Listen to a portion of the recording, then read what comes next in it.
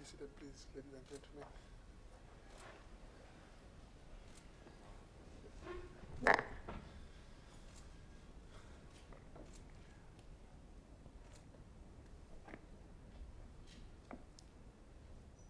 Republic of Zambia, Gazette Notice number 751 of 2020. Notice of the 5th session of the 12th National Assembly.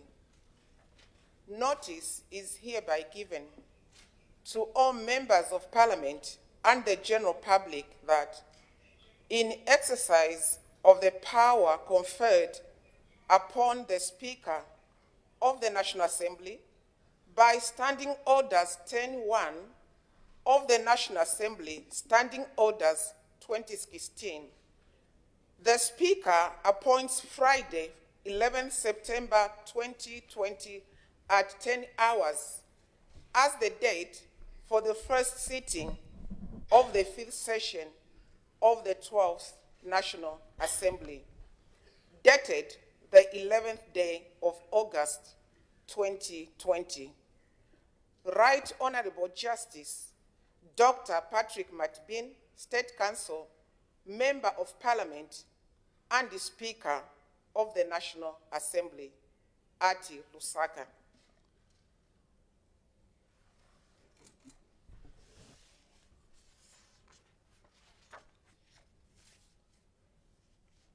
Mr. Speaker, the thing is forgetting me. I don't know when I'll be able to speak. Can I be allowed to bring it down? Thank you. Thank you, sir.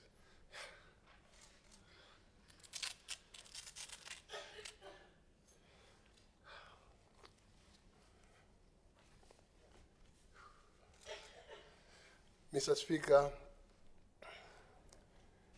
it gives me great honor to address Parliament and indeed the nation at large on this special occasion marking the start of the 5th and final session of the 12th National Assembly.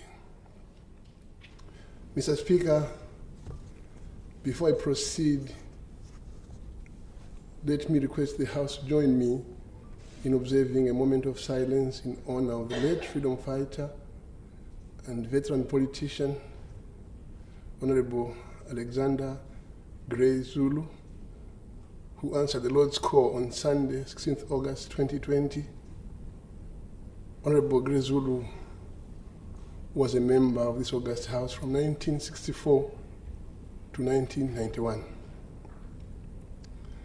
During the moment of silence, let us also honor the late Honorable Mwenya Nkonge, Member of Parliament for Lokasha constituency, and the late Honorable Rogers Mwewa, Member of Parliament for Mwansabomwe constituency, both of whom sadly passed on that dark Saturday, 18th July 2020.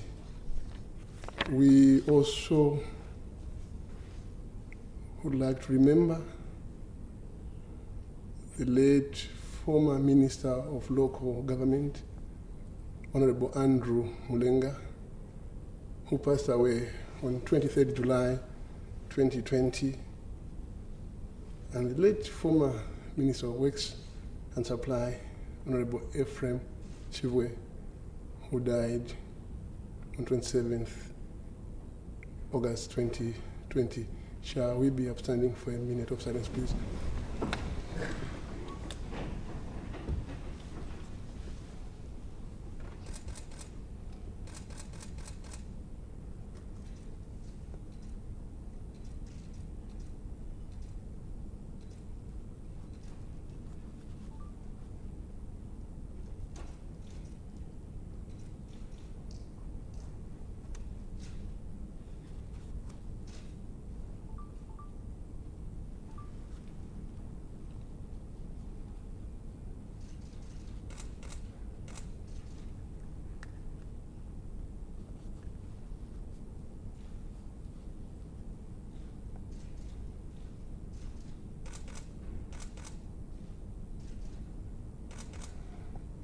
May their souls rest in eternal peace.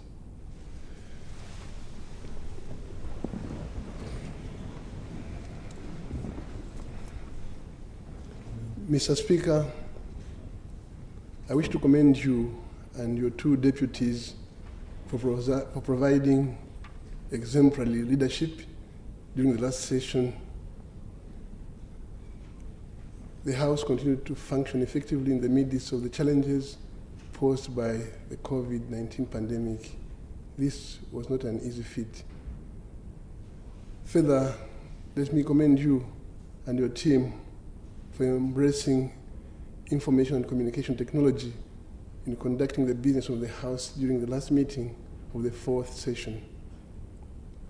I also wish to commend Her Honor, the first ever female Vice President of the Republic of Zambia and leader of government business in the House, Mrs. Inonge Mutukwa Wina, MP, for the able manner in which she facilitated the transaction of government business.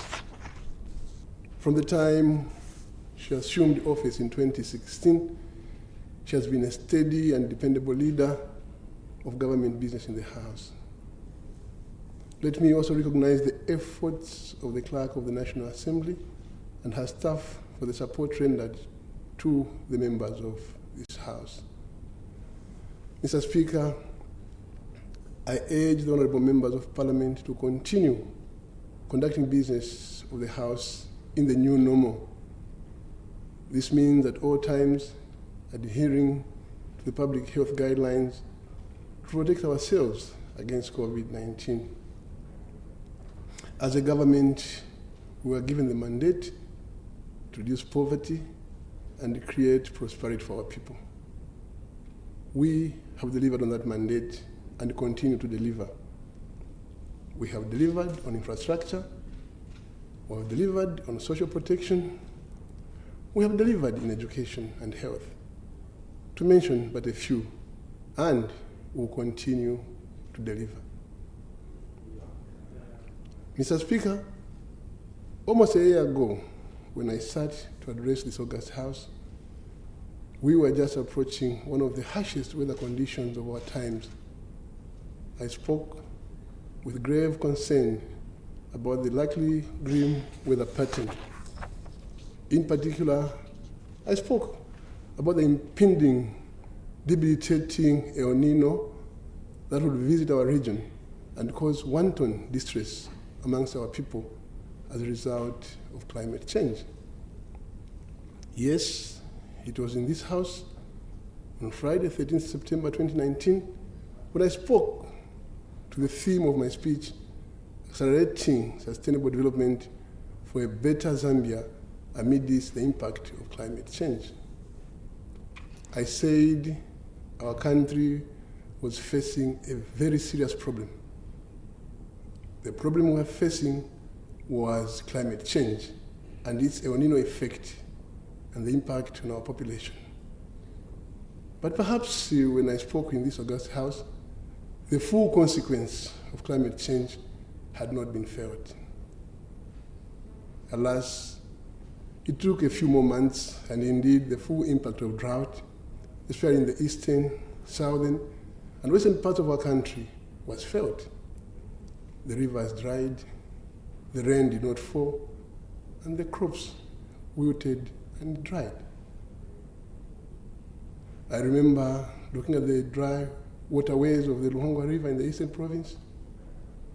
I remember the waterless cliff at our mighty Victoria Falls.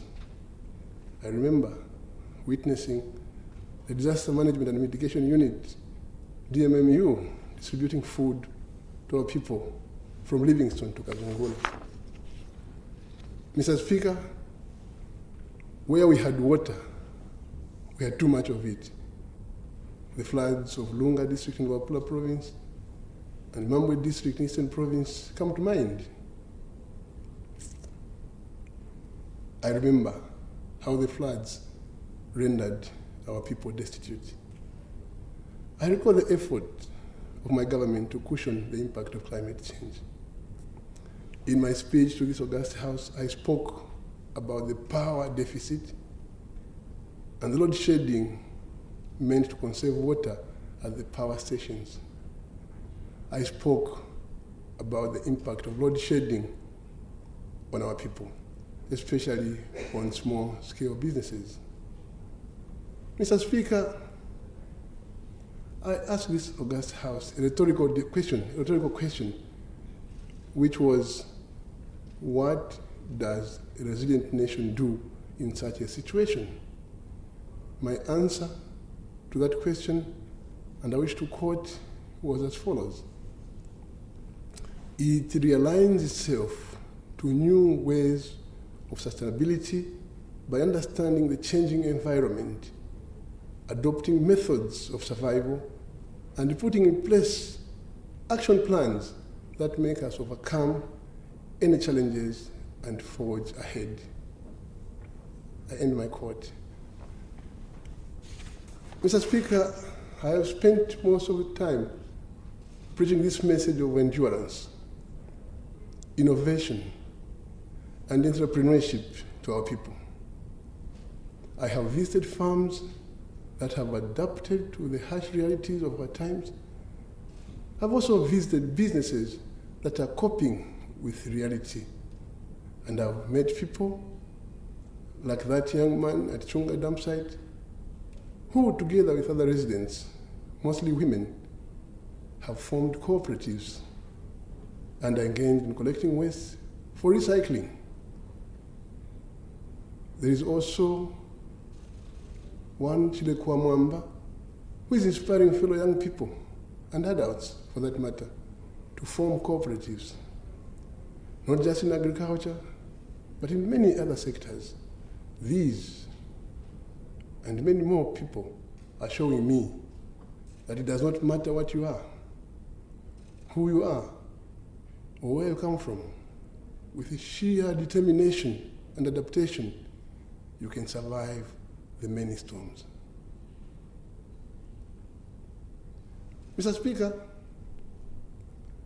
but no one would have anticipated that 4 months later, after my speech, the world would be staring in the face of death.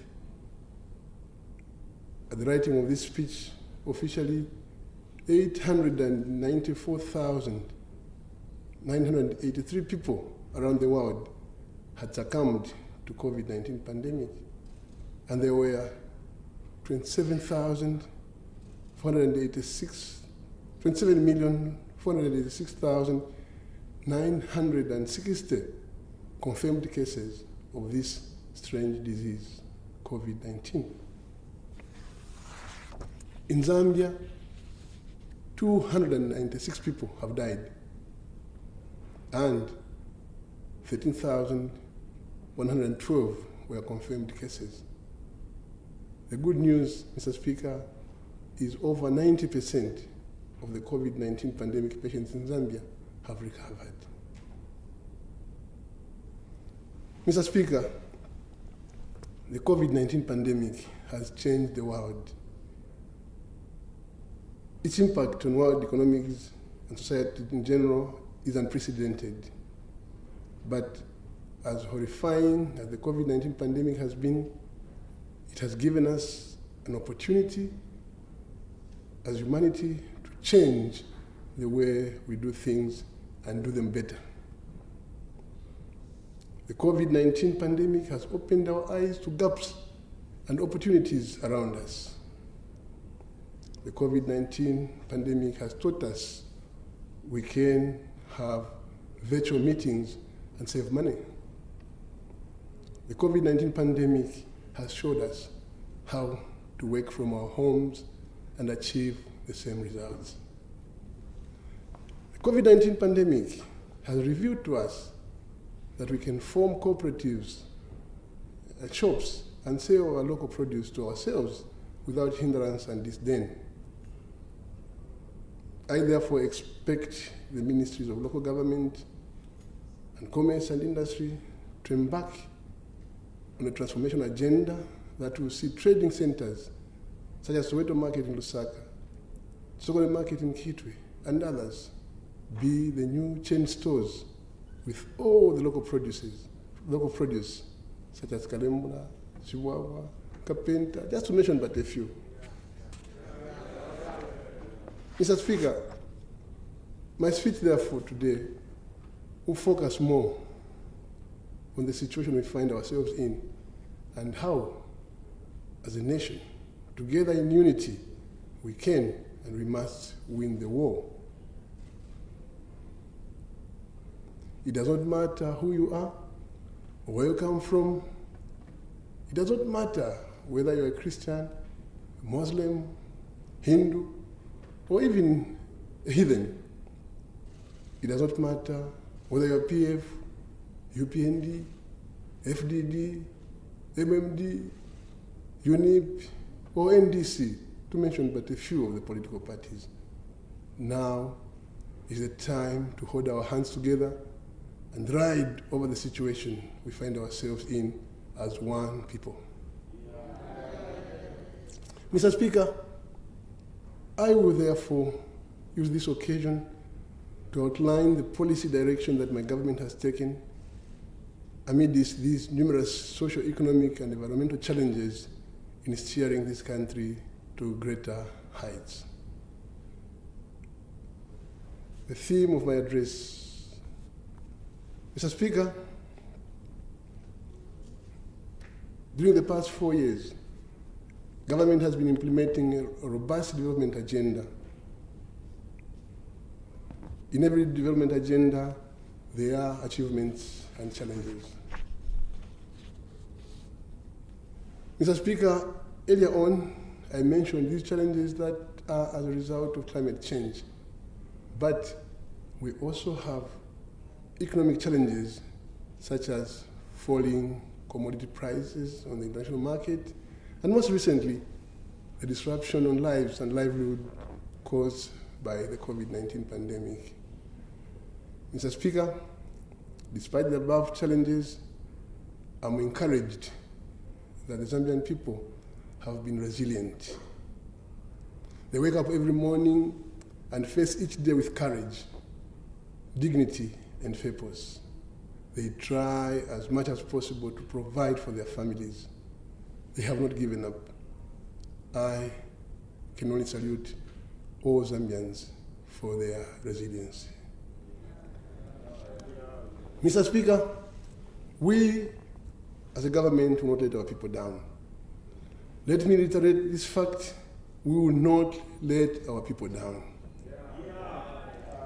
Mr. Speaker, the theme for my address today, therefore, is dedication, resilience, and innovation, pursuing economic recovery for the Zambia we want. Mr. Speaker, pursuing economic recovery for the Zambia we want is the #1 goal of my government because so much depends on the economy. Our mindset should therefore be attuned to building a Zambia that is resilient to shocks, a Zambia that is open to new ideas and opportunities, a Zambia that is looking forward, that is looking inwards for local solutions. Mr. Speaker, our country needs the dedication of all of us to overcome the setbacks we have encountered in the recent past. The dedication to hold on to hope and not give in to despair. We should not give up.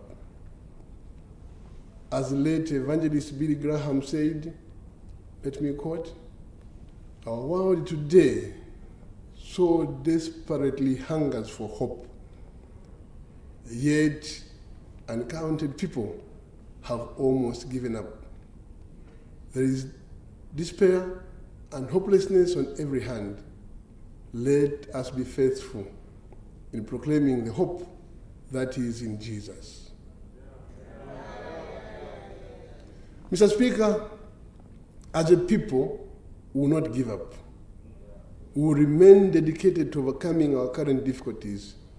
We will keep the faith and believe in our future. Together, we can do it, and we will do it.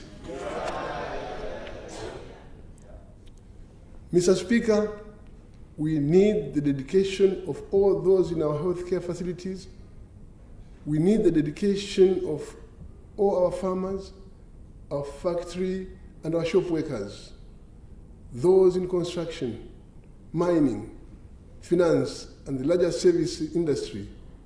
We need the dedication of teachers to keep our schools running and safe. The dedication of our market store owners, as well as customers, to keep our markets safe, clean, and conducive for business. We all need to work hard in order to keep the wheels of our economy turning. Now is the time to give our very best for Mother Zambia. Mr. Speaker, dedication alone may not be enough. We also need resilience. We need to build resilience in all our systems, resilience in all our businesses, resilience in all sectors of our economy, and indeed, the resilience of our people. Mr. Speaker, to be truly resilient, we need to invest in building capacities that will enable us to cope and recover quickly in the face of difficulties. It also means investing more in climate-resilient infrastructure and promoting climate-smart agriculture. We also have to strengthen our healthcare systems that will help us recover and cope when confronted with the pandemics. With regard to the economy, we have to do much more in diversification, value addition, expanding our export base, and finding local business solutions. Let us act now and seize the opportunities available in various sectors of our economy. Mr. Speaker, all these efforts may not count in the absence of the resilience of our people. Our people and our businesses have shown tremendous resilience and capacity to remain steadfast and to bounce back from difficult situations. We have done it before, and we will certainly do it again. Mr. Speaker, to turn around our economy, we also need to be innovative. We must look beyond the traditional ways of doing things and embrace new ways of doing things and find new solutions to existing and emerging challenges. I am delighted that most sectors of the economy have responded positively to calls for innovation that are keeping the wheels of the economy running. For example, the corporate world and financial institutions have introduced various online platforms amidst the COVID-19 pandemic. The education sector has also embraced innovative ways of reaching out to the learners when physical contact in classroom situations was not available. The same can be said of business regulators, pension houses, and many government services. This is the way to go under the new normal. Our macroeconomic situation. Mr. Speaker, during the period 2016 to 2019, our economy remained resilient, registering positive growth averaging 3.2% in 2020. However, the economic growth rate is projected to decline to negative 4.2%. This is not unique to our country. The global economy is projected to grow at negative 4.9% by the end of 2020, compared to the positive growth rate of 3.2% registered in the year 2019. This is mainly attributed to the COVID-19 pandemic, which has led to disruption in the supply and value chains, fall in international commodity prices, reduced exports, low investments, and liquidity constraints. Mr. Speaker, the impact of slowdown in the global economy has been immense on our economy. The country is exporting less of both traditional and non-traditional commodities. This has led to reduced revenues for government and profits for businesses. as well as a reduction in investment and job creation. Mr. Speaker, to stimulate economic activities in the short term, particularly for the private sector amid the COVID-19 pandemic, government has had to implement tax relief measures. These measures have been necessary to keep the private sector afloat and to protect jobs.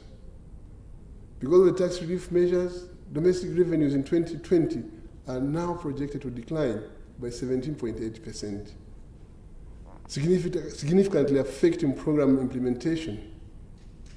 And in addition, expenditure for most programs has been constrained to accommodate unforeseen health expenditures. To further improve liquidity in the economy and mitigate the effects of COVID-19, government has introduced a 10 billion kwacha medium-term refinancing facility to support various players in the economy. The objective has been to strengthen financial sector resilience as well as promote private sector-led economic growth. And furthermore, government has issued the 8 billion kwacha COVID-19 bond as an economic stimulus package. To support the private sector and improve liquidity in the economy, government has continued to prioritize the dismantling of domestic arrears, such as those owed to suppliers and pensioners. Mr. Speaker, despite the economic challenge that we're experiencing, a total of 1.9 billion kwacha has so far been released against the 2020 budget of 2.1 billion. And I want to assure you that my government remains committed to dismantling all outstanding domestic arrears. Mr. Speaker, I wish to assure this august House that my government remains resolute in implementing economic recovery programs aimed at achieving a stable macroeconomic environment and favorable private sector investment. Mr. Speaker, the good news is that the rebound of our economy is projected in 2021, subject to the COVID pandemic being contained. The implementation of supportive policy measures will further stimulate the economy and put us on a solid path to recovery. Mr. Speaker, the Honorable Minister of Finance will soon present to this august House the 2021 national budget. The budget will outline specific measures to foster economic recovery for the Zambia we want. Let me urge the honorable members of the august House to interrogate, debate, and ultimately support the 2021 national budget. Economic diversification and job creation. My government has identified economic diversification and job creation as the key pillar to support Zambia's development agenda. In this regard, a number of interventions have been implemented in the sectors identified as key drivers and enablers for economic diversification and job creation. Mr. Speaker, in 2016, I announced to this august House that government would prioritize investment in agricultural development for our economic diversification agenda. I'm pleased to inform the House that the agriculture sector has performed well. The production of major crops has been increasing over the years. For instance, maize production increased from 2.8 million metric tons in 2016 to 3.4 million metric tons in 2020. Mr. Speaker, since 2016, more of our farmers are increasingly taking up the growing of other cash crops such as sorghum, cassava, rice, groundnuts, tobacco, soya beans, mixed beans, Irish potatoes, paprika, and cashew nuts. This is evidenced by the area brought under cultivation for these crops, which increased from 1 million hectares in 2016 to more than 1.2 million hectares in the year 2019. Mr. Speaker, let me commend our farmers for diversifying from growing maize to other high-value crops. This has not only translated into improved national food security, but also increased incomes for our farmers and other players in the agricultural value chain. Mr. Speaker, this success story would not have been possible had it not been for our hard-working farmers and a favorable policy environment. It is befitting, therefore, that we thank our farmers for a job well done. More importantly, we thank God the Almighty for his continued blessings upon this nation. Mr. Speaker, the country has continued to make significant progress in seed production for maize, soya beans, beans, groundnuts, cotton, rice, wheat, and cashew nuts, among others.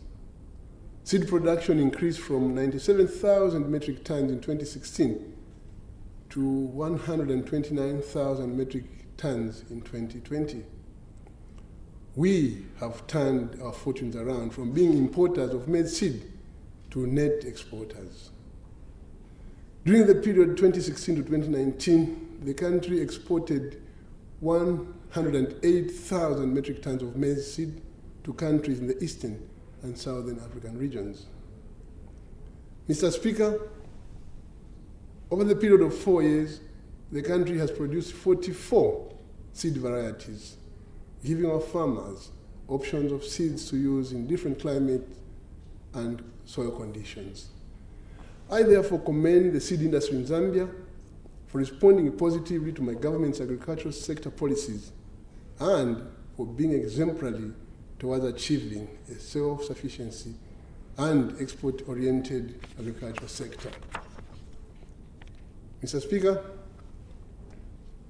despite the COVID-19 pandemic, government will ensure that there is no disruption in agricultural production, national food security, and food supply chains.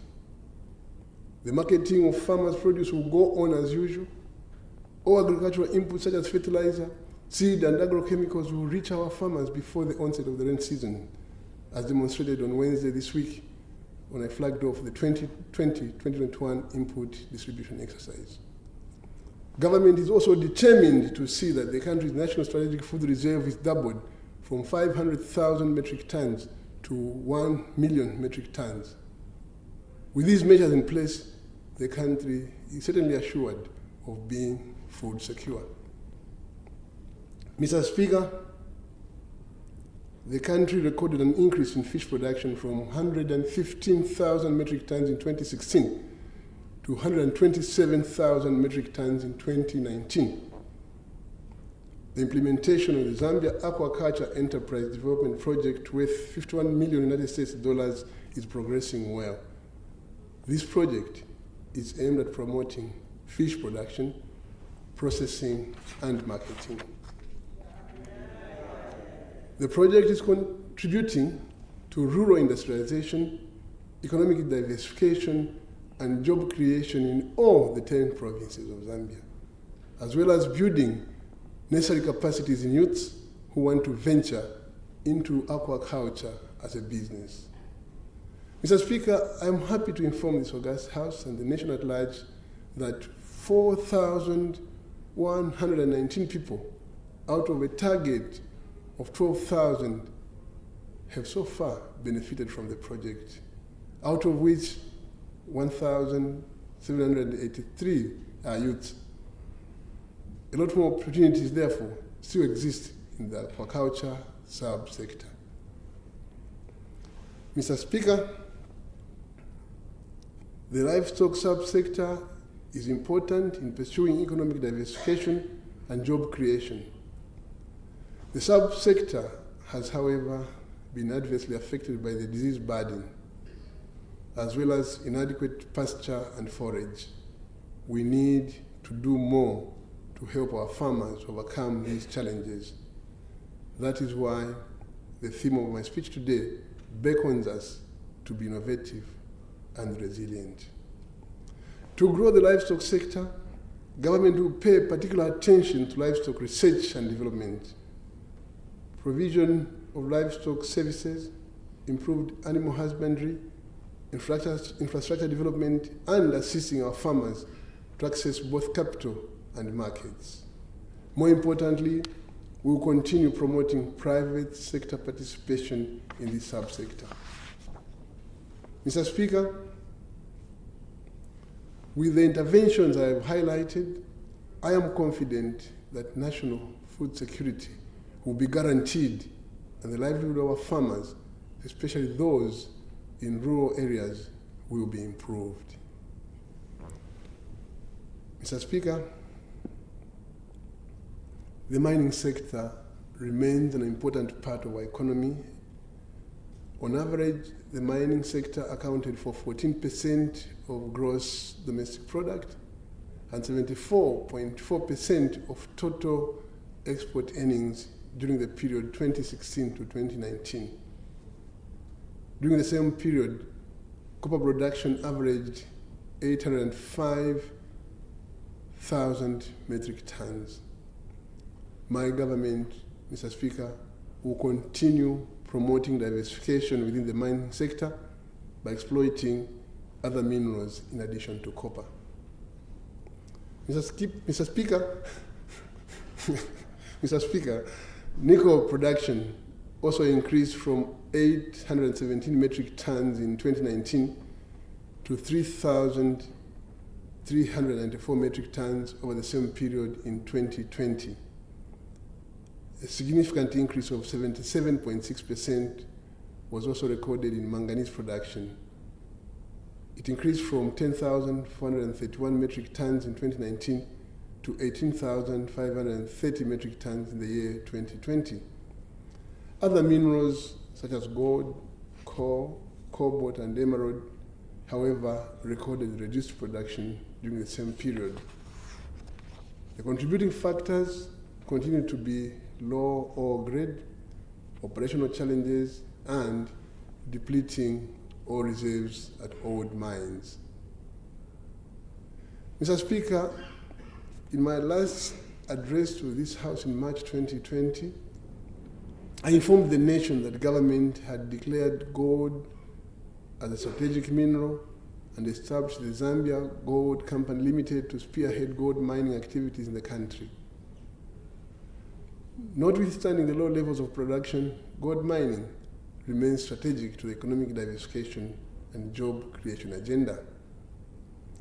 Mr. Speaker, I wish to report that the Zambia Gold Company Limited has since begun purchasing gold from artisanal and small-scale miners in Rufunsa, Vubwi, Mumbwa, and Rano districts.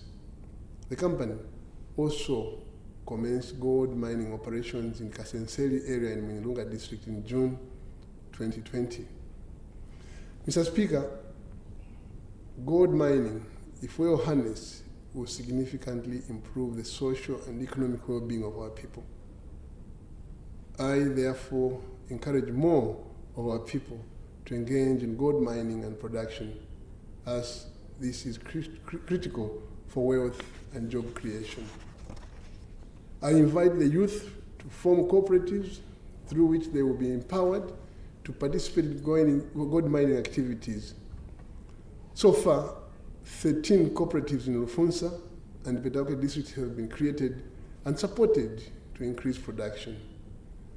As we look ahead, government will enhance the generation and provision of geological information, and in addition, government will continue to do more to promote mineral exploration, production, and value addition in the mining sector.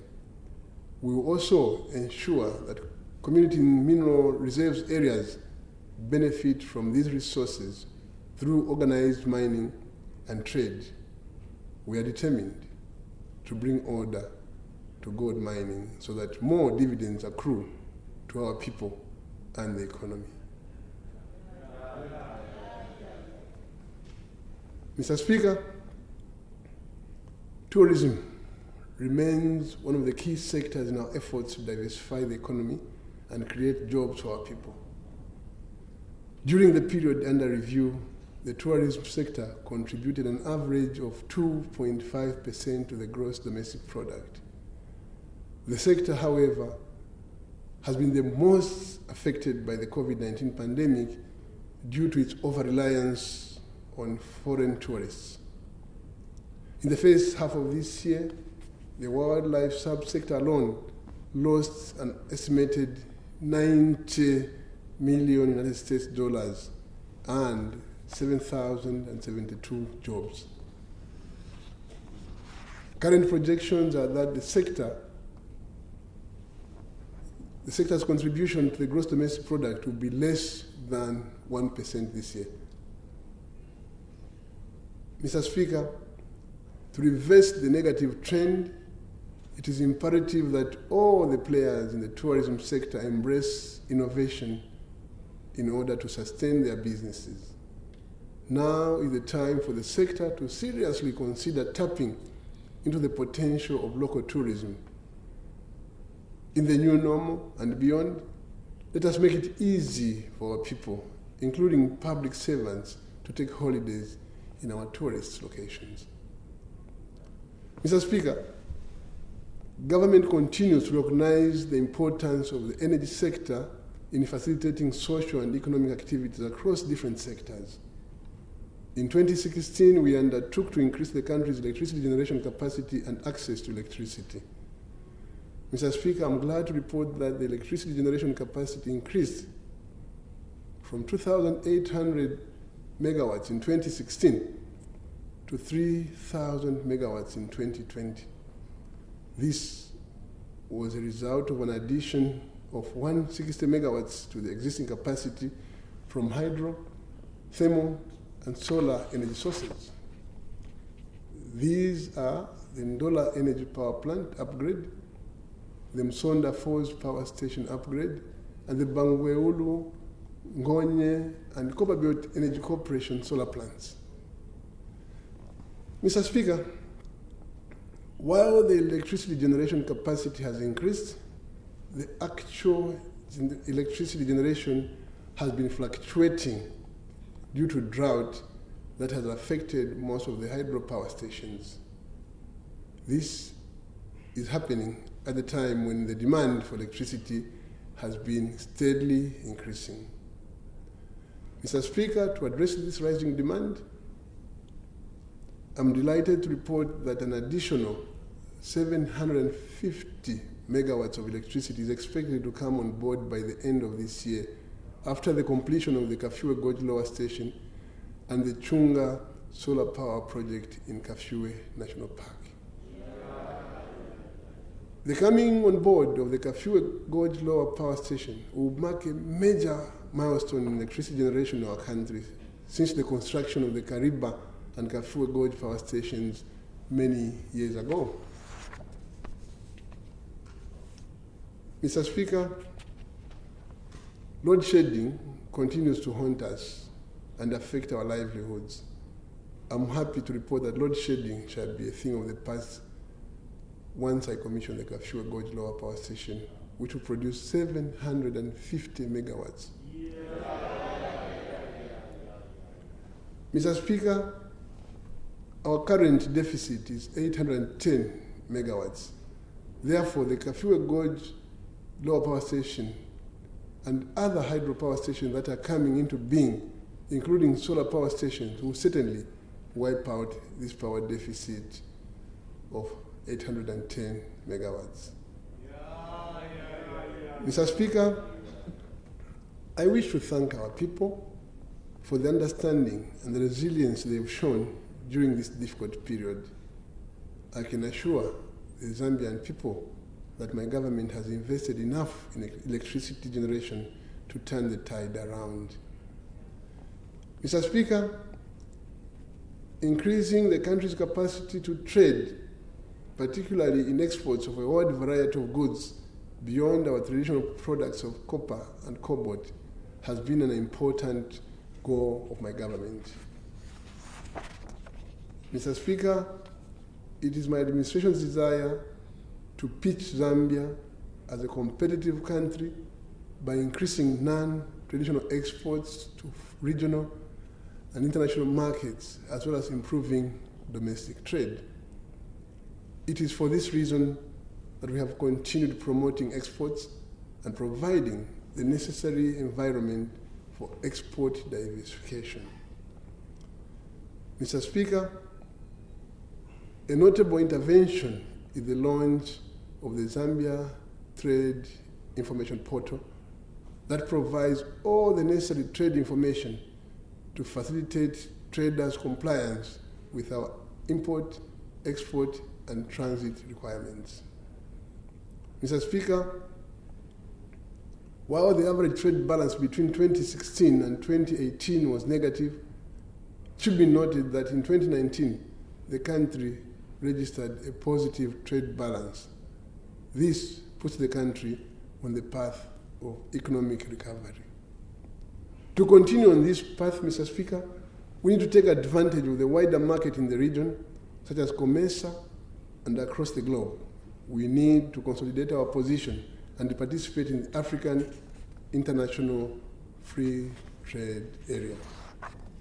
We must also continuously innovate and improve the quality of our products to compete favorably.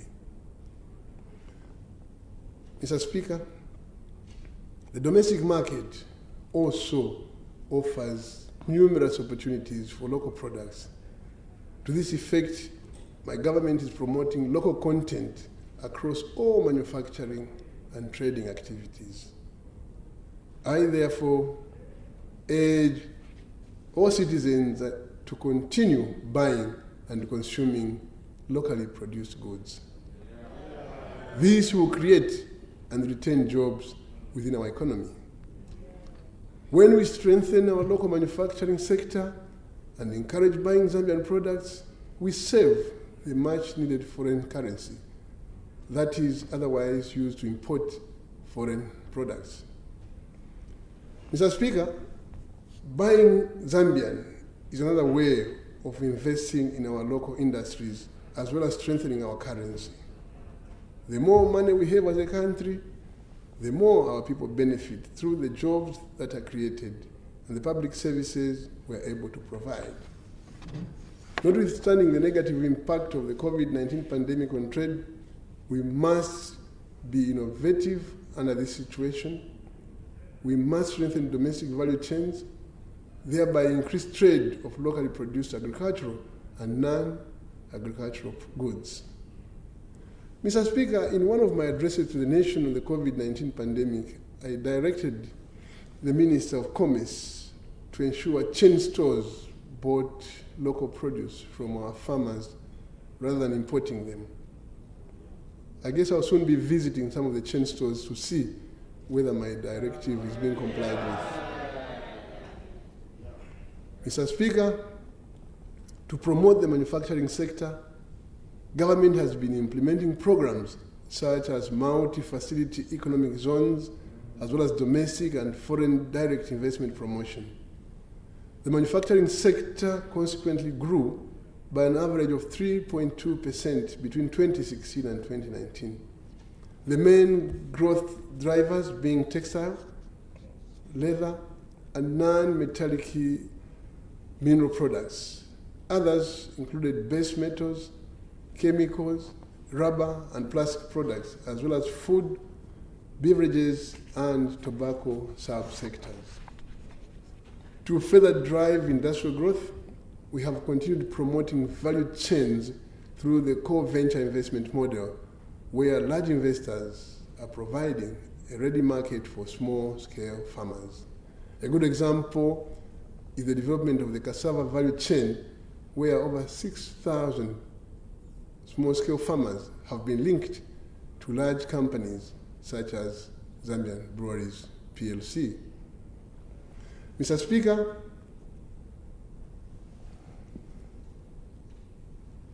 in March this year, I ordered the closure of bars, taverns, and nightclubs, among other outlets. in order to combat the COVID-19 pandemic. While other outlets have since reopened under public health guidelines, bars, taverns, and nightclubs have not. This is because of the danger that COVID-19 pandemic poses to these outlets. I'm cognizant of the suffering that owners of bars, taverns, and nightclubs have experienced since the closure. I'm aware of the consequential suffering of their employees and related businesses. The employers have struggled to pay salaries and to maintain them. The employees, on the other hand, have barely survived, and many of them have become destitute. I know they have struggled to make ends meet, and their livelihoods are in disarray. Mr. Speaker, I therefore wish to announce the partial reopening of these outlets from Fridays to Sundays with immediate effect. But of course, with serious caution that all public health guidelines are strictly adhered to. These outlets shall operate from 18 hours to 23 hours. This is being done on a pilot basis. Should there be any flouting of the public health regulations and guidelines, I will be left with no option but to close them again. It is important that patrons adhere to these public guidelines, such as masking, social distancing, and sanitizing in order to protect themselves, their neighbors, and the public. I therefore direct the Ministry of Local Government, the Ministry of Home Affairs, and the Ministry of Health to ensure that bars, taverns, the nightclub owners, and patrons strictly observe the opening days and hours and the public health regulations, guidelines, and certifications. Mr. Speaker, industrial yards provide further opportunities for the country to pursue job creation, industrialization, and economic diversification. I'm happy to report that substantial progress has been made on the development of industrial yards. Construction of these industrial yards has been completed in Kasama, Chipata, and Lungu. The construction of industrial yards in Ndola, Solwezi, and Kitwe are at 90%, and at 60% for Kafue district. And once operational, these industrial yards will host 300 small and medium-sized enterprises and create at least 4,000 jobs.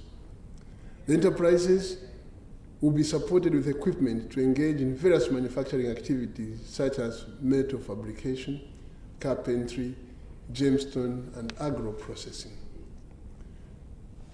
Mr. Speaker, the face of this country has been transformed due to the ambitious transformation development agenda undertaken by the Patriotic Front government from 2011 to date. I know this sentence is not clear for some people. I'm saying the face of this country has been transformed due to the ambitious transformation development agenda undertaken by the Patriotic Front government from 2011. The pristine road networks, the state-of-the-art bridges, the delightful hospitals, schools, colleges, universities have not only made life easy for our people, they've added beauty to our cities and towns. Infrastructure development is a catalyst to economic growth and productivity.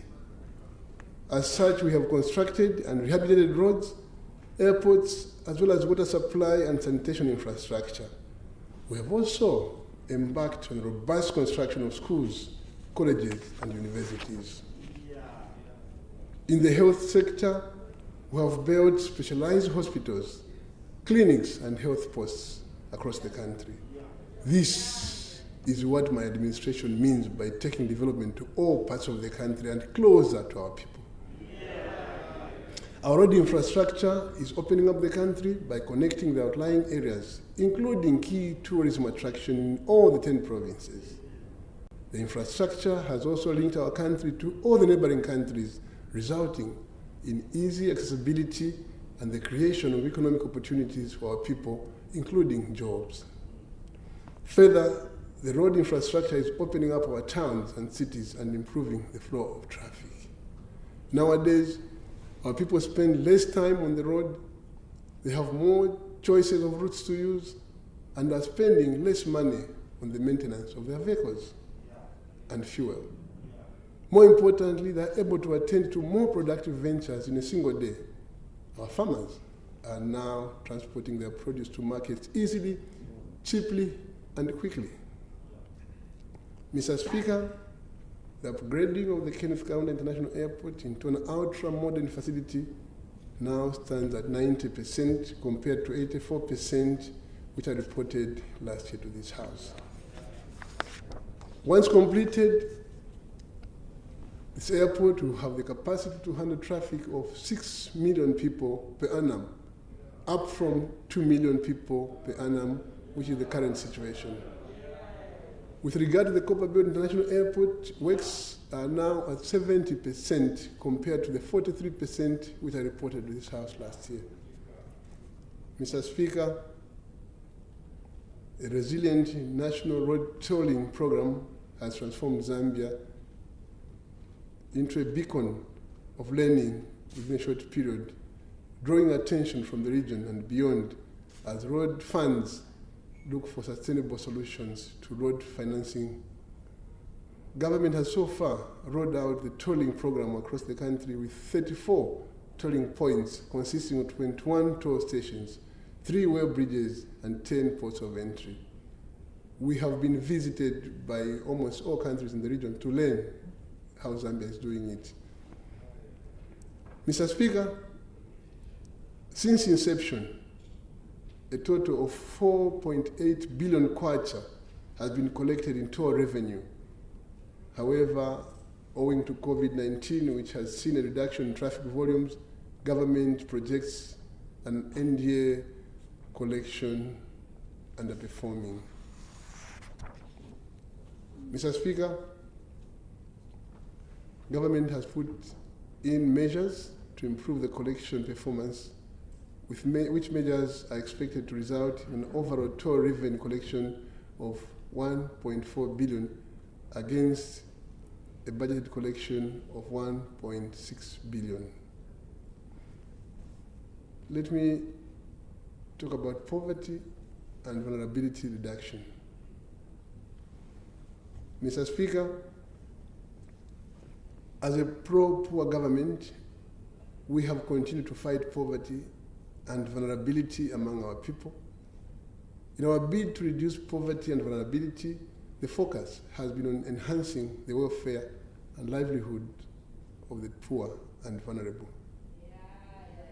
We are also focusing on building resilience to climate change and disaster risks, as well as reducing vulnerability associated with HIV and AIDS prevalence. We have continued to do so with dedication and determination. I'm happy to inform the House that the multidimensional poverty headcount in the country has reduced from 50% in 2014 to 44% in 2018. During this same period, poverty in rural Zambia declined from 69% to 59%, while in urban areas it declined from 25% to 18%. These positive statistics have been recorded on account of interventions being implemented by my government across the country. Mr. Speaker, these interventions include the social cash transfer, the food security pack, the emergency cash transfer scheme, and the supporting women livelihood program. Currently, approximately 4.2 million people across the country are benefiting from these social protection programs. Mr. Speaker, we are also making steady progress in broadening social security coverage for our people in both the formal and informal sectors of the economy. The cumulative number of workers registered with social security schemes since 2017 is about 1.5 million. I encourage more of our people to take up social security cover to secure their future after retirement. Mr. Speaker, my government will continue implementing social protection programs in order to contribute to the well-being of all Zambians without leaving anyone behind. Mr. Speaker, my government is cognizant of the negative impact of the COVID-19 pandemic on the labor market. I therefore urge the leaders and captains of industry to devise strategies and innovations that will keep businesses running. They should do all they can to cushion their workers against job losses. The pandemic should not be used as an excuse to retrench workers indiscriminately. Government stands ready to work with the private sector to secure the future of the Zambian industry and workers under the new normal. Reducing developmental inequalities.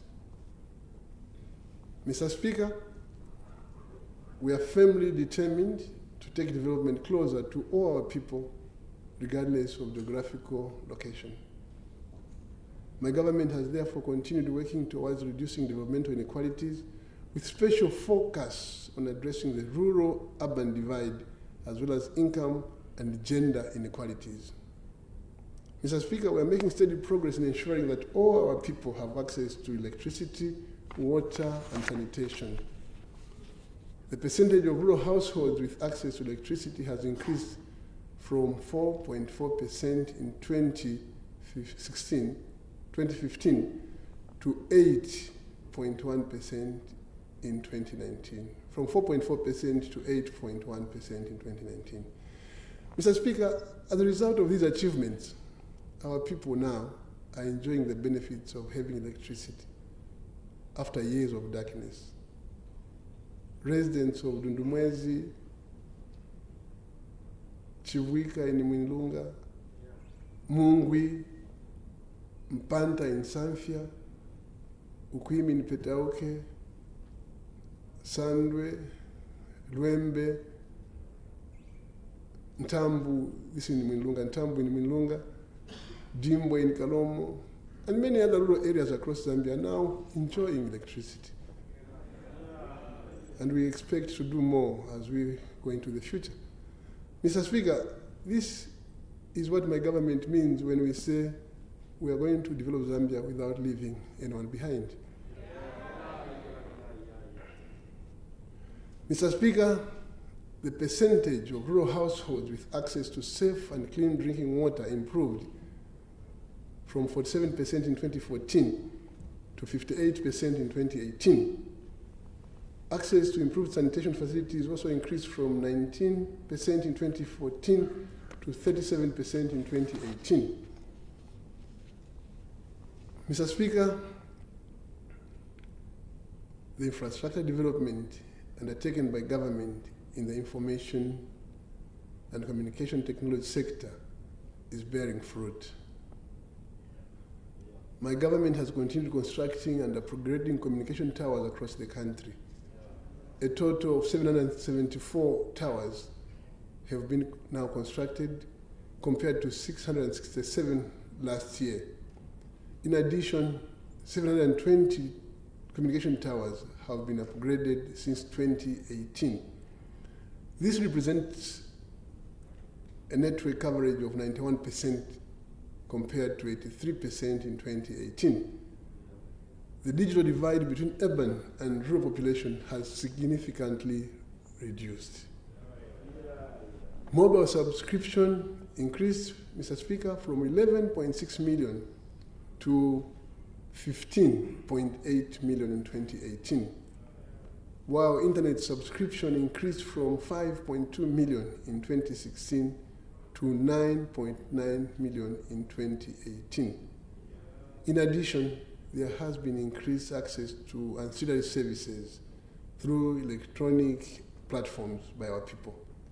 This has contributed to improved financial inclusion. Mr. Speaker, mobile money services are creating jobs for many of our people, especially the youth. The volumes and values of mobile money transactions have tremendously increased from 103 million transactions valued at 2.8 billion kwacha in 2016 to 552 million transactions valued at 49.3 billion kwacha in 2019. Mr. Speaker, the youth contribute positively to the country's socio-economic development, and to this effect, government will continue to create opportunities for our youth using a multi-sectoral approach. I therefore wish to applaud all financial institutions that have joined government in helping our youth live a productive life. As I speak, we have many examples of youth distinguishing themselves as leaders, be it in mining, aquaculture, banking, politics, civil service, academia, media, as well as transportation, to mention but a few. Others are leading the way in honey processing, timber processing, and information and communication technology. Mr. Speaker, government has continued to empower women to actively participate in agriculture. To this end, agricultural equipment such as tractors, solar egg incubators, solar drip irrigation sets, honey presses, and beehives have been distributed to women-led cooperatives in 121 chiefdoms.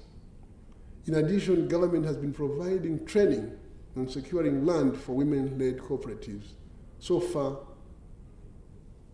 1,943.4 hectares have been secured and given to the cooperatives in Eastern, Northern, and Muchinga provinces. We plan to have 28,000 hectares countrywide under mechanized agriculture in order to reduce the burden of farm work. Mechanization will also assist to increase agricultural production and indeed facilitate value addition to agricultural produce. Enhancing human development. My government is committed, Mr. Speaker, to improving the well-being of our citizens, as well as providing them with opportunities to thrive and reach their full potential.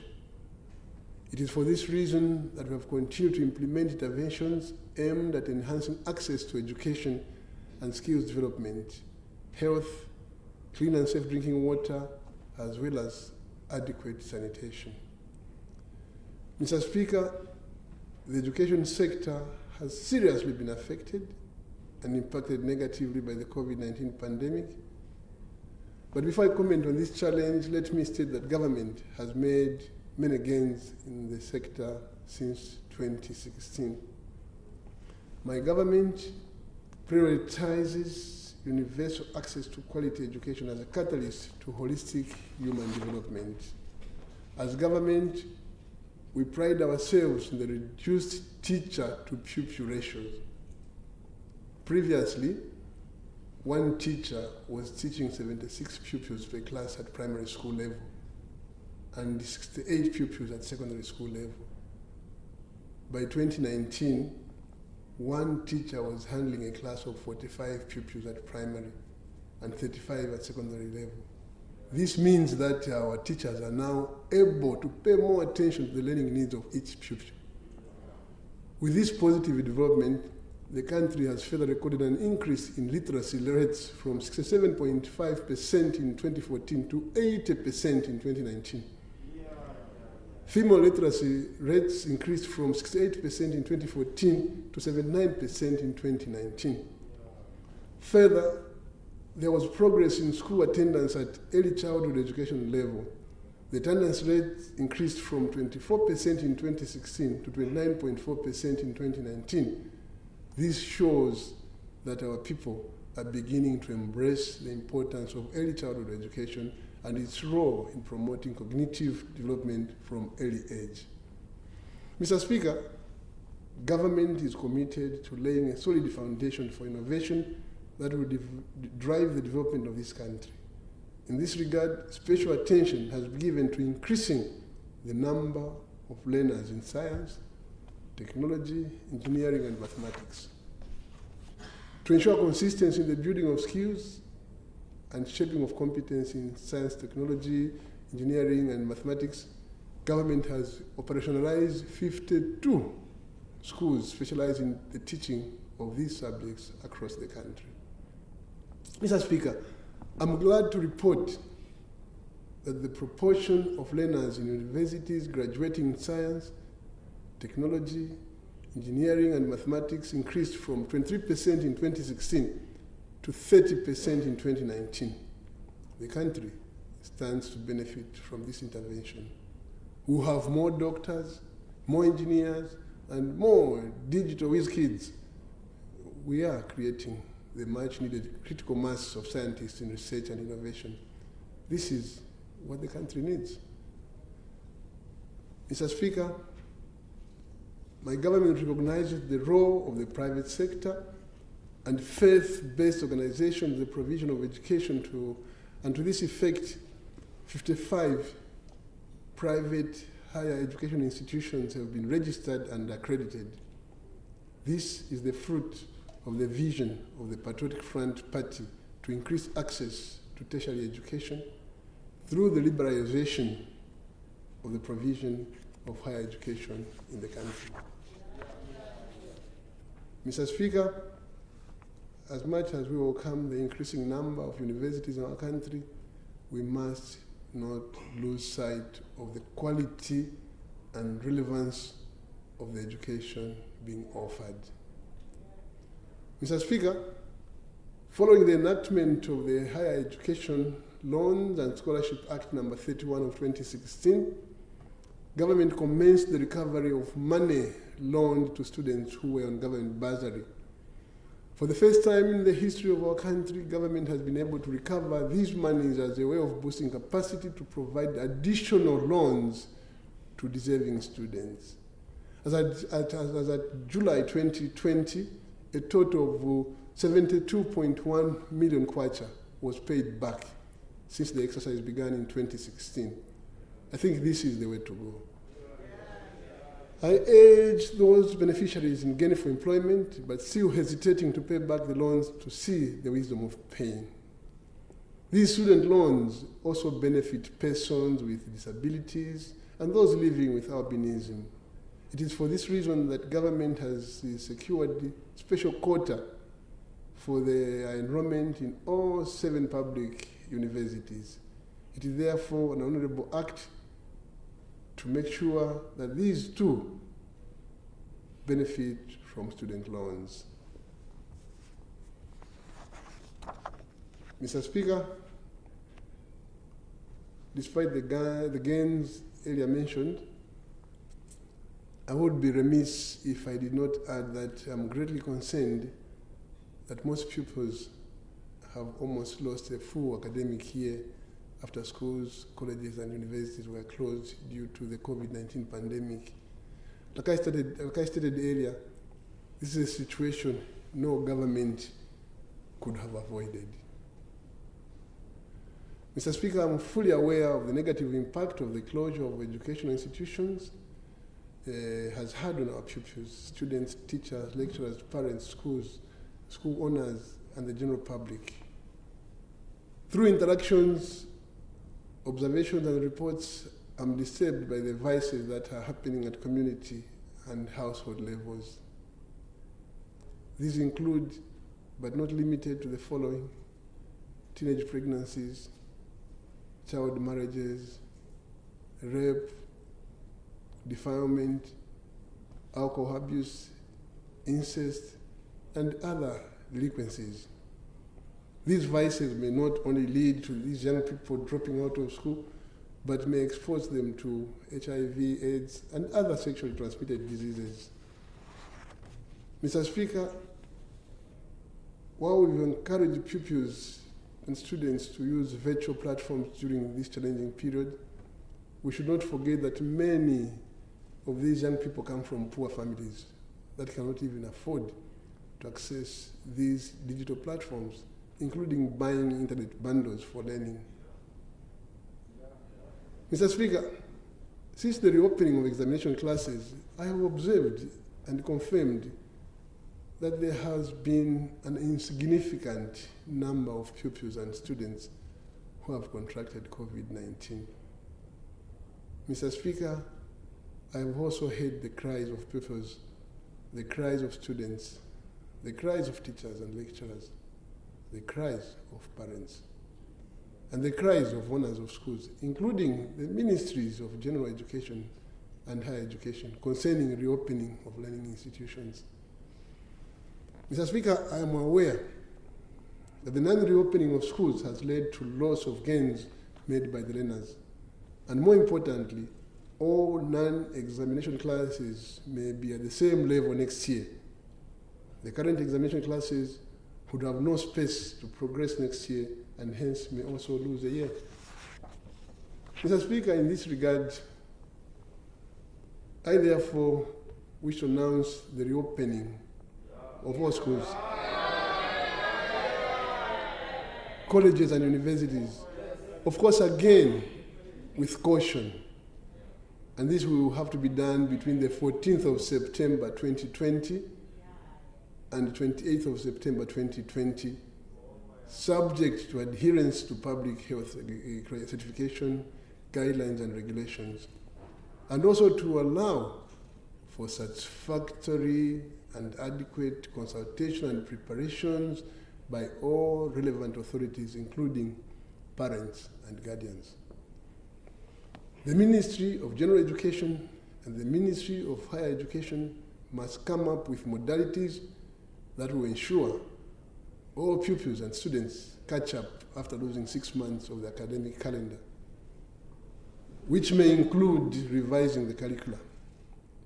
I also urge the two ministries to ensure strict compliance with the COVID-19 measures.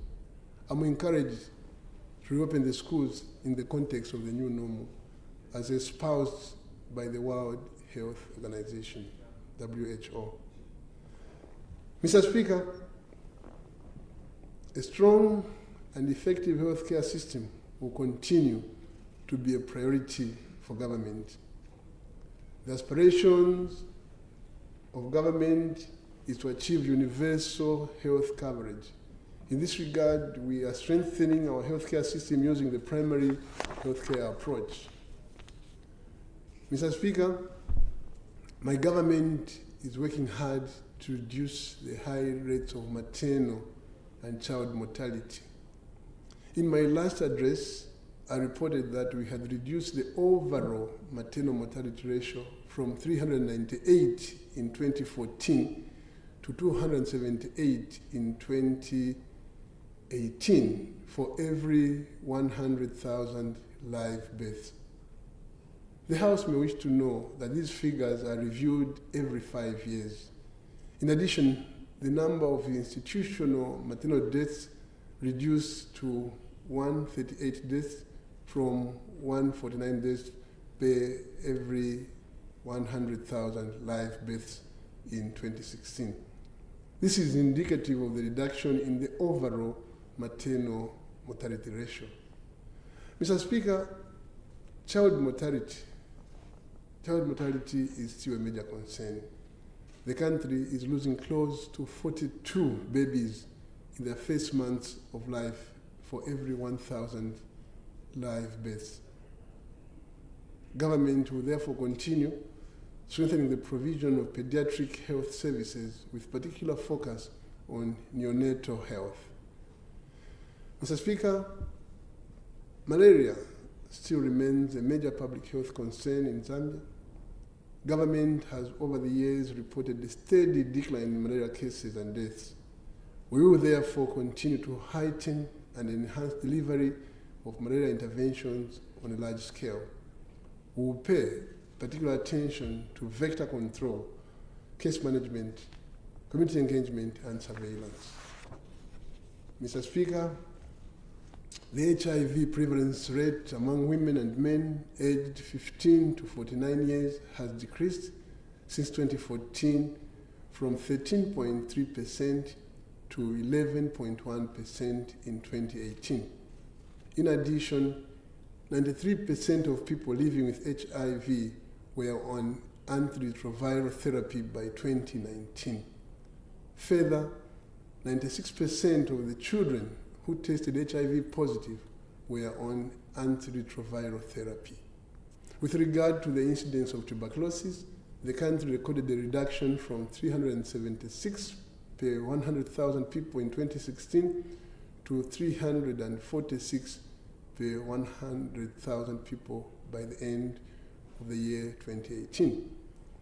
Government will continue to invest in the prevention and treatment of HIV and tuberculosis with a view to controlling the diseases. Mr. Speaker, the increasing incidence of non-communicable diseases continues to be a source of concern to government. Currently, these diseases account for 27% of all deaths compared to 23% which I reported last year. In this regard, government remains committed to strengthening interventions for the prevention and control of non-communicable diseases in the country. I, for one, have tried to lead the way in mitigating incidences of communicable diseases by exercising regularly. I encourage all of you and every other citizen to adopt this way of life to avoid NCDs and live a healthy life. Mr. Speaker, Zambia, like all other countries, has not been spared from the COVID-19 pandemic, like I keep saying. Cases have been on the rise from the time we recorded the first 2 cases in March this year. And unfortunately, many lives have been lost due to this pandemic. My government has responded with a robust multi-sectoral response, and this has included a heightened surveillance at community level, in all health facilities, at ports of entry, and in sentinel sites in order to rapidly detect and isolate cases. Government has also set up dedicated screening, diagnostic and treatment centers for people that have tested positive for COVID-19. I cannot overemphasize the importance for all citizens to strictly adhere to the public health guidelines in the fight against the pandemic. Let us wear our face masks continuously when in public places, observe social distance, and minimize movements away from home. Mr. Speaker, I must state that recoveries of COVID-19 patients have been downplayed, including testimonies from people who have recovered about the great case management by our health workers and the general ambience of treatment centers. The health workers have done this at great risk and sacrifice. They truly deserve commendation. Mr. Speaker, to improve access to quality health services, government has continued to construct and equip health facilities across the country. I'm happy to report that a total of 439 health posts and 24 mini hospitals, as well as the Chinsali and Kalindawala General Hospitals, have been completed and are now operational. The Levi Mwanawasa Hospital has been upgraded from 120 to 850 bed capacity. We have also created an isolation facility for COVID-19 patients at the Levi Mwanawasa Hospital. Construction of the Lusaka Specialized Hospital is now at 95%, while the Bangweulu General Hospital in Lupososhi district of Northern Province is at 30%. Further, works have started at the King Salman bin Abdullah Aziz Women and Children Specialized Hospital in Lusaka. Mr. Speaker, in 2019, government operationalized the National Health Insurance Scheme for the attainment of universal health coverage. So far, 540,000 employees have been registered on this scheme, and more than 126 healthcare facilities have been accredited to the scheme. It is expected that 800,000 employees will be registered by the end of this year. Mr. Speaker, human resource for health remains a critical component in the provision of quality health service for our people, And as part of the emergency response to the COVID pandemic, 2,232 health workers were recruited and deployed since 2017. Government has recruited over 23,000 health workers. Mr. Speaker, the recruitment of these health workers is part of my government's agenda to create jobs and reduce unemployment, especially among the youth. Mr. Speaker, the provision of water supply and sanitation services to our people also remains high on our development agenda. We have continued with the construction and rehabilitation of water supply and sanitation infrastructure countrywide. The construction of the Kafue Bulk Water Project, which commenced in 2016, is now 98.3%. Once completed, Lusaka will get an additional 50 million liters of water per day. The Lusaka sanitation program, which commenced in 2015, is expected to be completed in 2021. It involves the construction, rehabilitation, and expansion of sanitation infrastructure in selected parts of the capital city. Once completed, the program will improve the provision of sanitation services to a number of public institutions, as well as 12,000 households in Lusaka. Mr. Speaker, the Kafubu Sustainable Water and Sanitation Improvement Project is at 96%.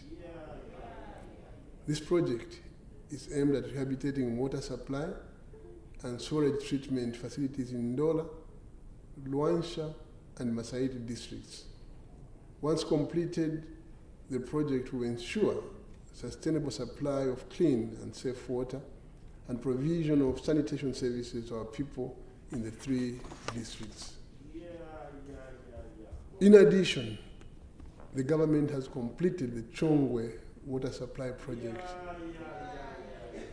which will supply the town with 345,000 liters per day and benefit 2,500 households in the district. This project will ameliorate the water supply problem that our people in Chongwe have been facing since independence. Further, the government is implementing the Kaputa water supply and sanitation project. The project is at 77%. This will result in more than 3,000 people having access to clean and safe water, as well as adequate sanitation. This project is expected to be completed in December this year.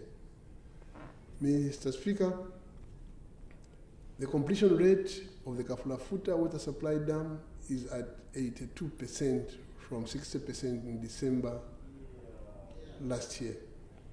I have since directed the Minister of Water Development, Sanitation and Environmental Protection to ensure this project is completed urgently.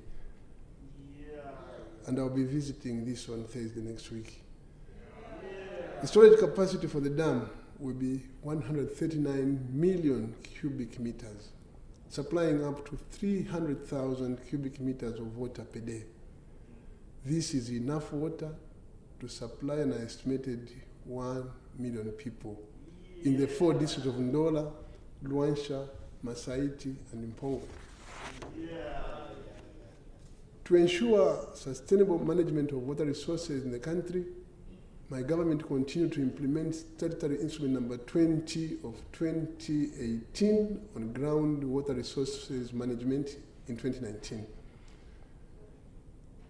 In this year, 2019, 2,821 boreholes were registered and included in the national database, bringing the total number of boreholes registered to 34,821. In addition, 105 drillers were registered in the year 2019, bringing the total number of registered drillers to 278.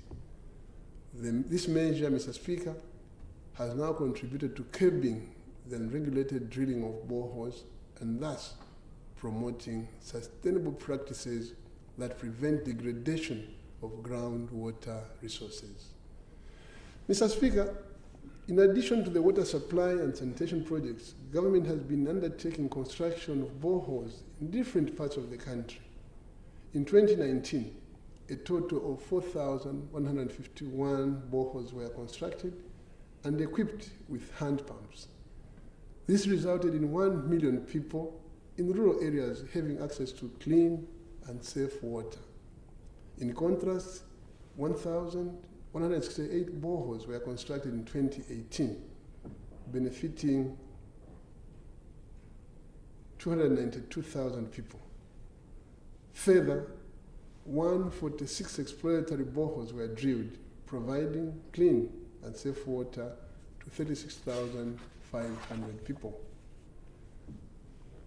Mr. Speaker, to ensure universal access to water and sanitation by 2030, in 2019, my government also rehabilitated 392 boreholes, resulting in 98,000 people benefiting from improved access to clean and safe water, as compared to 2018, when 100 boreholes were rehabilitated to benefit only 27,500 people.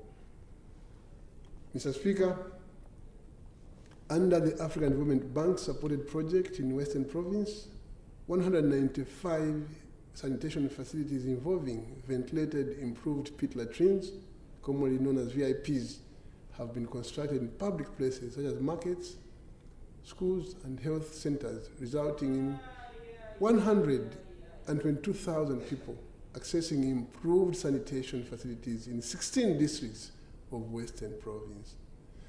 Mr. Speaker, my government is working with various partners, and this is in undertaking the construction of solar-powered water schemes across the country. This has resulted in 31 schemes being constructed in 2019, and as a consequence, an additional 148,000 people now have improved access to water and sanitation. This is a marked improvement from 35,000 beneficiaries in the year 2018.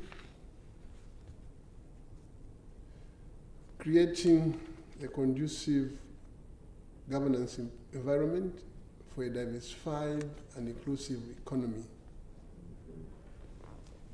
Mr. Speaker, between 2016 and 2020, government formulated a number of policies and enacted legislation to improve the policy and legal environment.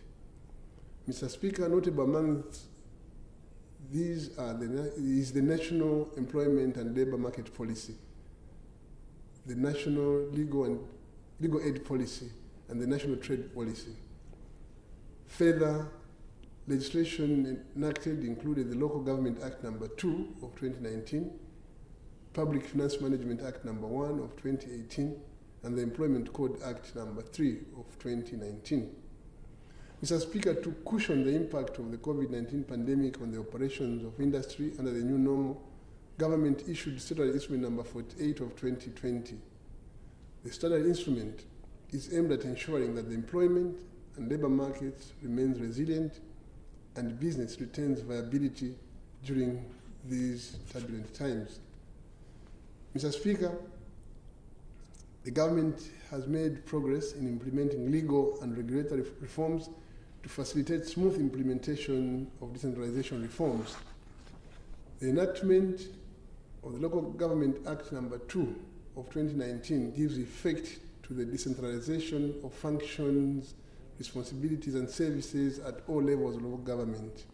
It also guarantees democratic participation of our people in decision-making at the local level through the creation of the ward development committees.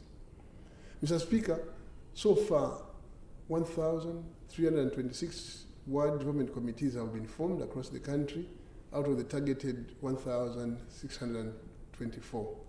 The enactment of the Planning and Budgeting Bill No. 22 of 2019 will further empower our people to participate in the local development process. Mr. Speaker, to further bring public services closer to the people, government has created new districts. I'm happy to inform this August House that the construction of infrastructure in these new districts is progressing well. And so far, 14 district administration blocks, 12 post offices, 15 police stations, and 510 housing units are at 80% completion, while 13 civic centers and associated infrastructure have reached 95%. Mr. Speaker, my government acknowledges that fighting corruption in all its forms is key to promoting good governance and achieving sustainable socio-economic development. This government will not tolerate corruption. Any individual found wanting by the courts of law would not enjoy any protection from my government. It does not matter which political party you belong to. It does not matter who you are in society. The law will be applied equally to all of us, and those found wanting will be dealt with. My government has continued, therefore, to strengthen and roll out the Integrity Committee initiative, which is aimed at ensuring the prevention of corruption in both public and private institutions. There are currently 94 integrity committees compared to 48 in 2016. Most of these are in public institutions, and I'm glad that they're working very well. Mr. Speaker, to enhance transparency and accountability, I direct all controlling officers in government ministries, provinces, and spending agencies to ensure that the integrity committees in their institutions are operational, supported, and effective. It is for this reason that integrity committees have been included as a principal feature in the performance contracts of permanent secretaries. I also urge private institutions to embrace the good practice of establishing integrity committees and ensuring that they prevent corruption before it occurs. It is also important to ensure procurement practices are above board to avoid overpricing and other procurement malpractices. Mr. Speaker, we have implemented the Smart Zambia Transformation Agenda to modernize the delivery of public services through digital technology. We have transformed the way we operate in government, the way we share information, and the way we engage with our citizens. This has been demonstrated of late by the government's response to the COVID-19 pandemic. Government and several private institutions are conducting business electronically. Some of our institutions are encouraging their members of staff to work remotely from home, but without affecting the quality of their service delivery. This is in line with the Smart Zambia Transformation Agenda, which was the thrust of my 2015 address to this August House. The deployment of electronic services through the government service bus and payment gateway is promoting access to services by our people from any location and at any time of the day. So far, 44 services are available to the public on the government service bus. In addition, 100 services, including those relating to land, mining, tolling, and tourism, are expected to be provided online by December 2021. Mr. Speaker, my government has continued to score successes in ensuring a well-informed citizenry, which is a fundamental prerequisite for deepening our governance and development. We now boast of an ever-expanding media environment. Currently, the number of radio stations in operation countrywide has increased from 88 in 2016 to 126 this year. Similarly, the country has seen a steady progression in the number of television stations established and operational countrywide. We now have 39 television stations compared to only 19 in 2016. I note with pride that Zambia is among the first countries in Africa to fully and successfully migrate to digital television broadcasting services from the analog terrestrial television broadcasting platform. Last year, government commissioned the remaining 8 digital transmitters, and now all the 73 digital transmission sites for television broadcasting across the country are fully operational. This means that all parts of our country are now able to access the television signal. Zambia's migration from analog to digital terrestrial television transmission has been a worthwhile venture, as it has opened up the broadcasting industry. Our people can now own television stations, thereby creating jobs and wealth. Furthermore, the 6 new provincial television stations in Eastern, Western, Luapula, Chinga, Central, and Northern provinces have been completed, and they are due to be handed over to government once equipment is installed. It is my government's resolve that all 10 provinces have provincial television studios and take information closer to our people. Mr. Speaker, these are commendable strides by any stretch of imagination.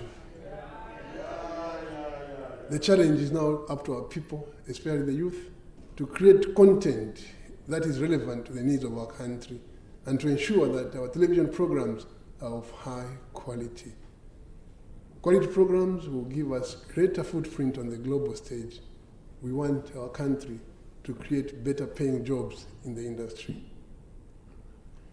While I'm delighted that the film industry, which is now booming in our country with motley films, even on international channels, I hope more young people will enter this career once our studios countrywide are operational. Mr. Speaker, it's my government's resolve that the media should operate independently.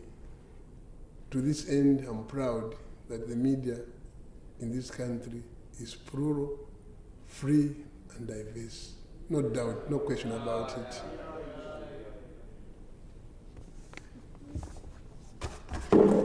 The 2021 general elections. I can't go without saying something about this. Mr. Speaker, in furtherance of the will of the people and in line with the Constitution of the Republic of Zambia, the country will hold general elections next year on Thursday, 12th August 2021. Mr. Speaker, to adequately prepare for the forthcoming general elections, the Electoral Commission of Zambia will undertake a voter registration exercise this year.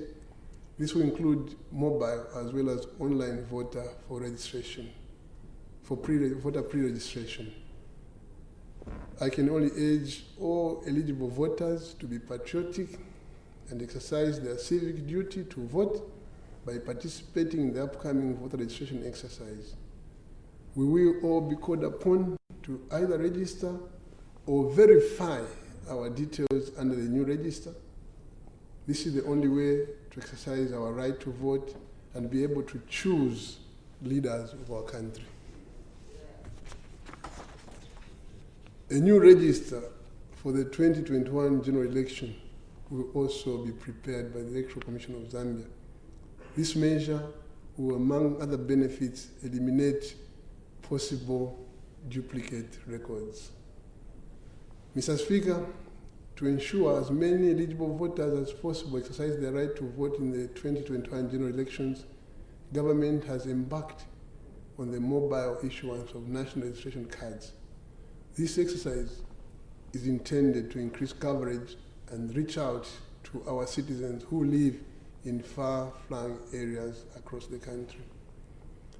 I therefore call upon all stakeholders, including you, honorable members of this august House, our traditional leaders and religious leaders, civic leaders, civil society organizations, and all patriotic Zambians to ensure that all eligible Zambians acquire or replace their national registration cards.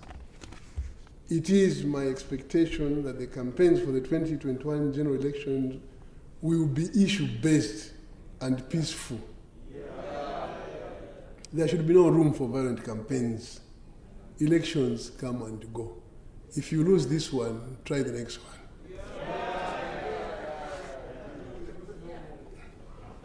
As citizens, therefore, we have a duty to come together and forge ahead with the development of our country after the elections. Elections should not divide us. We are one people and one nation. Let us remain one people, one nation, before, during, and after elections.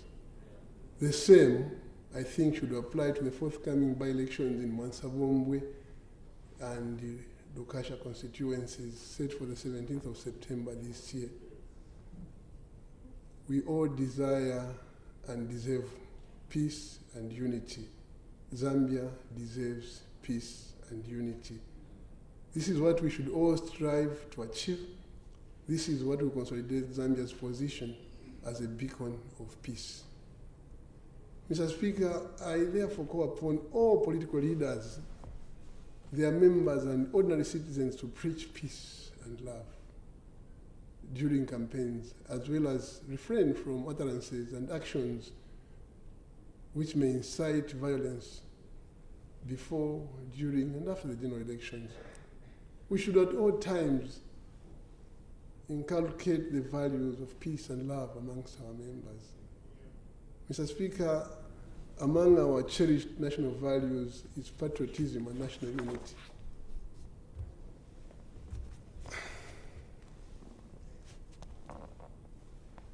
Conclusion. Mr. Speaker, we are determined to turn the economy around. We will do so by the dedication, resilience, and innovation of the government together with our people. We will build our economy by hard work and prudent use of our resources.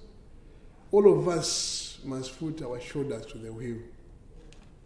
Mr. Speaker, we must get up each day to do something productive for a better tomorrow. Something to improve ourselves, our families, and our communities. Let us spend our time productively rather than wasting precious time spewing out vitriol on social media. Mr. Speaker, let me thank our people for their continued faith and belief in my administration. Your continued support is what has given us the impetus to soldier on. Despite the many challenges we have faced, let us continue to put on our best in believing in ourselves as a people. Let us continue to put our country first in all we do. There is only one Zambia. The Zambia that belongs to all of us, you and me. The Zambia we should be proud of, and the Zambia we want.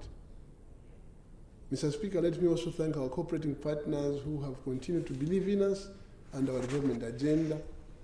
And on behalf of the nation, I want to assure you, our cooperating partners, that indeed we are full of gratitude for your cooperation and support. Mr. Speaker, there is every hope for the future. As it is written in the Bible, book of Romans, chapter 15, verse 13, allow me to quote, "May the God of hope fill you with joy and peace in believing." May the God of hope fill you with joy and peace in believing, so that by the power of the Holy Spirit you may abound in hope. We are more than ready to forge ahead and meet our challenges head on. We promise the Zambian people a better Zambia, and today Zambia is better than we found it. We will continue to change the face of our country. We will continue to deliver on our promises for a better Zambia. With dedication and hard work, Mr. Speaker, we will get there. With God on our side, all things are possible. Mr. Speaker, dedication, resilience, and innovation must be our developmental agenda while pursuing economic recovery for the Zambia we want against the backdrop of the COVID-19 pandemic, while continuing to live in the new normal. Mr. Speaker, I now wish to declare the 5th session of the 12th National Assembly officially opened. God bless you all. God bless our great nation, Zambia. I thank you.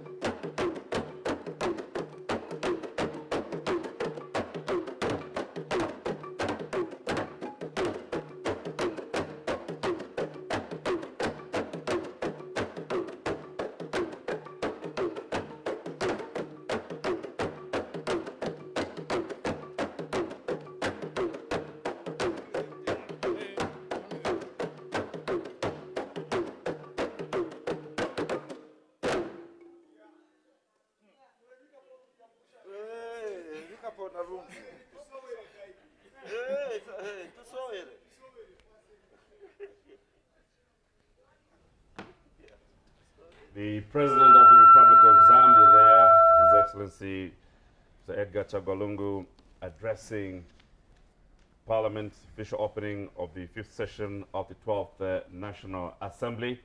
And so much to talk about, and being seen off there by the traditional sound Malaila. And there's a lot of reactions that will follow that, pronouncements that have been made as His Excellency leaves the chambers. A lot coming from him, dedication, perseverance, and innovation being his the thrust of his address, as far as that particular addressing to the nation has been concerned. Bottom line, a lot of hard work being asked from the citizenry.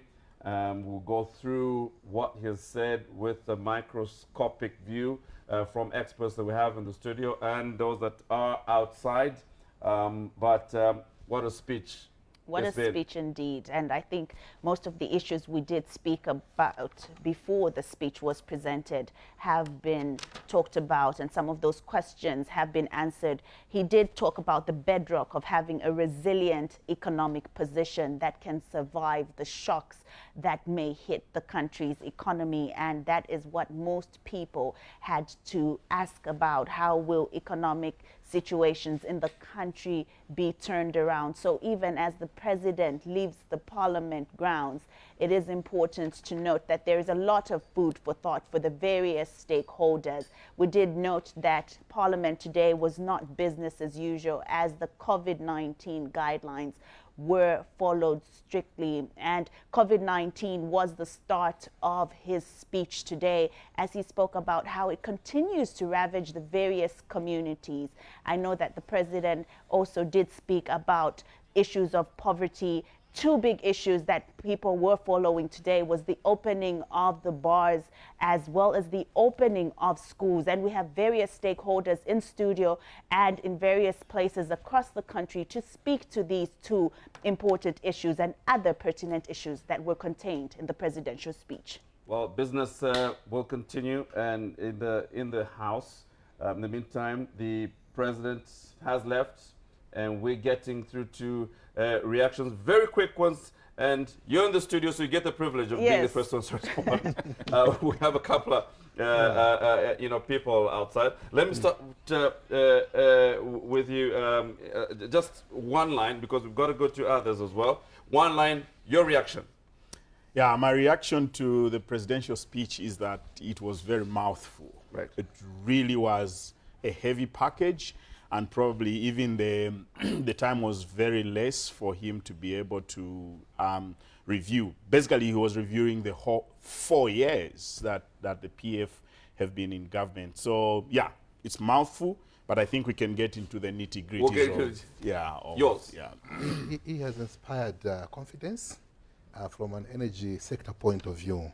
Like we had earlier on said, we don't expect any de-escalation in terms of bringing curfew lower gauge online, because that is our game changer. Right. 750 megawatts against a deficit of 810.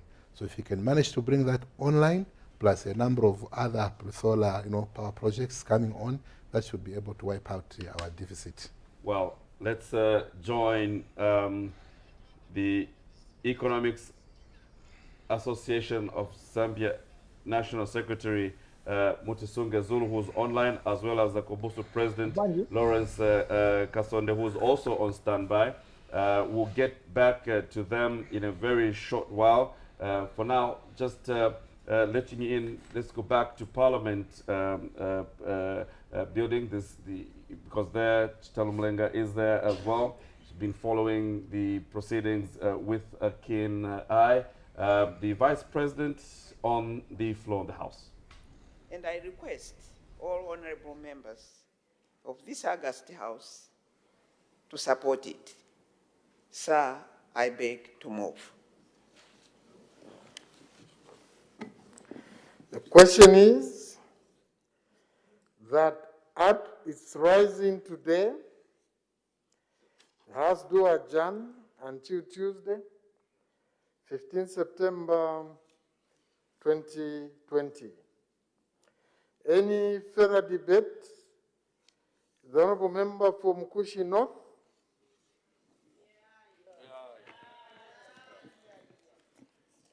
Thank you, Mr. Speaker. Mr. Speaker, allow me to put on record my sincere gratitude for the rare opportunity accorded to me to speak on this important motion moved by Her Honor, the Vice President, on the occasion of the ceremonial opening of the 5th session of the 12th National Assembly. Sir, I'm in agreement with Her Honor, the Vice President, that honorable members need time to read, digest, and carefully analyze the speech which has been delivered by His Excellency, the President of this great republic, Mr. Edgar Chagwa Lungu. The adjournment, sir, is indeed necessary because His Excellency, the President, has raised a number of thought-provoking issues which require honorable members to critically analyze before debating the speech.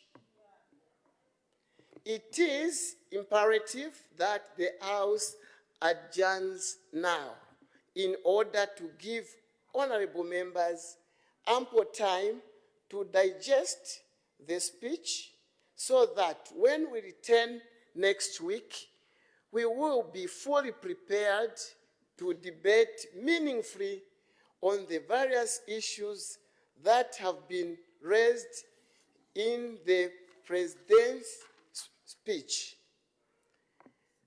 Mr. Speaker, I fully support the motion and urge all my colleagues to do the same. Sir, I thank you. I honor the Vice President. Wind up the debate.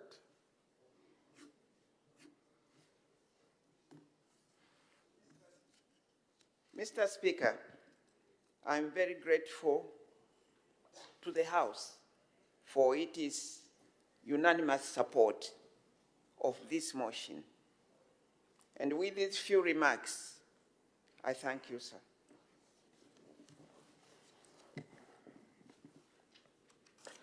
I put the question.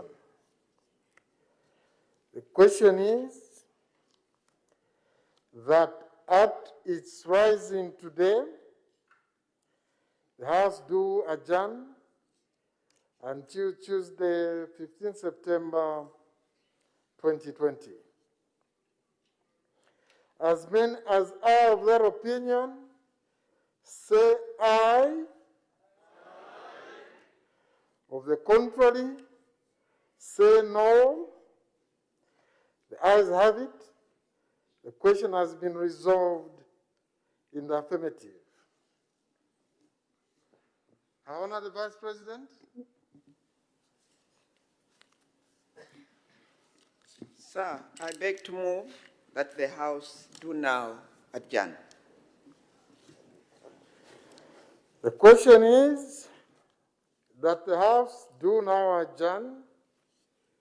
Any debate? Any objection? The question is agreed to. The House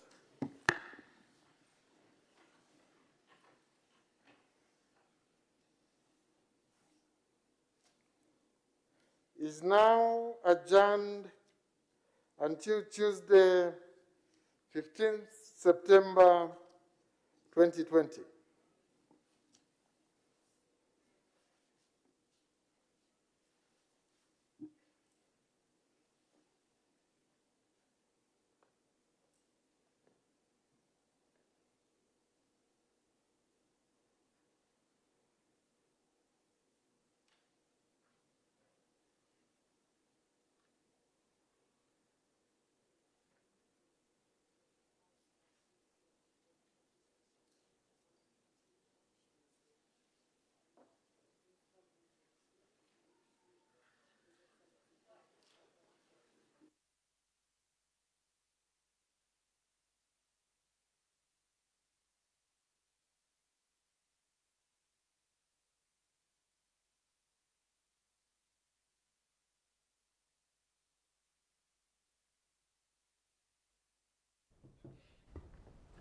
So the House adjourned to Tuesday, the 15th of September, and members of the House really asked to go and analyze the speech, to critically go through it with you know, a lot of you know, objectivity, I suppose. Like every other every other deliverer of speech, there's people that will go with it, and there will be thoughts that will be different. It's a democratic society, and counter views to what has been delivered with regards whether or not what was expected was embedded in that speech.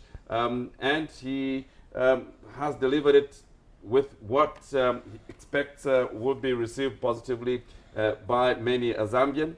but the members of parliament with a duty to qualitatively get back on Tuesday and days perhaps after to go through each and every point that the president delivered today. We'll be doing the same. We won't wait until Tuesday. The panelists in the studio are ready and fired up to go through the speech and look at it with a critical eye. So let's get through with guests in the studio. Let me start with you, John.